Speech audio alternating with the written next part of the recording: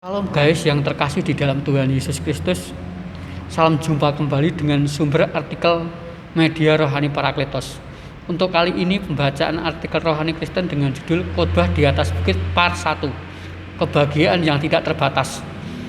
Berbahagialah orang yang berduka cita karena mereka akan dihibur. Berduka cita adalah suatu situasi dan keadaan yang menyedihkan karena kehilangan seseorang dan sesuatu yang sangat disayangi.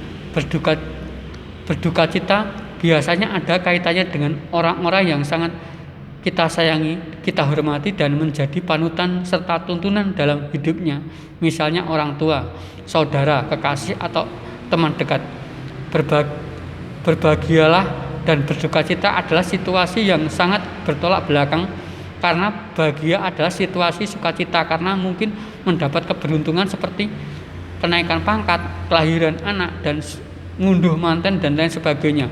Namun di dalam ayat ini, mengapa Yesus menghendaki untuk berbahagia di tengah duka cita tersebut? Apa penghiburan yang dimaksudkannya? Apabila dikaitkan dengan duka cita, kita akan melihat situasi keluarga Marta dan Maria. Ketika Lazarus menderita sakit, kedua kakaknya memberitahukan kepada Yesus. Mereka percaya bahwa Dia sanggup untuk menyembuhkannya, namun Ia tidak segera membesuknya. Sebaliknya, melakukan aktivitas yang lain yang tidak ada hubungannya dengan penyakitnya Lazarus. Pada saat Dia membesuk Lazarus, ia sudah meninggal. Namun rasa percaya Marta dan Maria tetap tidak luntur terhadap Kristus di dalam dirinya. Bahkan ketika Lazarus sudah mati, namun iman mereka kepadanya tidak pernah berubah kepada Dia. Itulah yang membuat Yesus menaruh belas kasihan dan membangkitkannya dari kematian. Kata berbahagialah dan kata dihibur, siapa yang berbahagia dan siapa yang dihibur? Memang berat di dalam situasi kehilangan orang yang dikasihi yang meninggalkannya. Siapa yang menghibur? Tentunya Roh Kudus dengan menggerakkan pribadi-pribadi orang beriman atau siapa saja yang diutus untuk menghibur. Itu prerogatifnya Allah sendiri. Seperti kata Rasul Paulus kepada jemaat di Tesalonika, bersukacitalah senantiasa, tetaplah berdoa, mengucap syukurlah dalam segala hal, karena itulah yang dikehendaki Allah di dalam Kristus bagi kamu. Untuk mengerjakan ketiganya di dalam situasi berduka cita itu memang cukup sulit. Itulah yang disebut dewasa di dalam iman dan selalu bertumbuh serta selalu baru setiap hari. Maka selanjutnya, supaya kita mampu melakukan, jangan padamkan roh. Paulus juga berkata lagi, latihlah dirimu beribadah. Kata latihlah itu melakukan pekerjaan belajar, supaya bisa belajar bersukacita, belajar berdoa, dan belajar bersyukur, sehingga kita menjadi seperti yang Ia mau.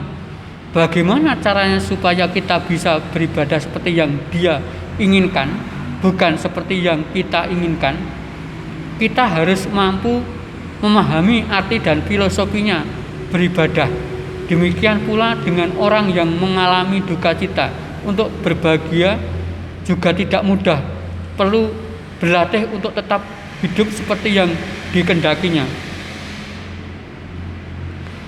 Injil adalah kekuatan Allah yang menyelamatkan dan membenarkan, maka yang membawa kepada kerajaan surga itu sendiri, yang bila kita berada di dalamnya, entah dalam sukacita maupun duka cita, tidak ada bedanya. Seperti kata Yesus, akulah kebangkitan dan hidup. Barang siapa percaya kepadaku, ia tidak akan hidup walaupun ia sudah mati. Kuncinya adalah percaya dan berharap kepadanya sesuai dengan firman-Nya, seperti yang dikatakan Paulus, hidup adalah Kristus, mati adalah keuntungan. Oleh karena itu, kita tidak punya alasan lagi mengapa kita berduka cita dalam menghadapi kehilangan orang yang sangat kita sayangi dan kita kasihi. Untuk itu selagi masih diberi kesempatan untuk hidup dan Tuhan masih berkenan untuk ditemui, maka kita harus berkomunikasi dengannya melalui doa-doa yang kita panjatkan kepada Dia. Selagi kita masih diberikan kesempatan untuk hidup, kita harus bekerja bagi Kristus dan menghasilkan buah. Amin.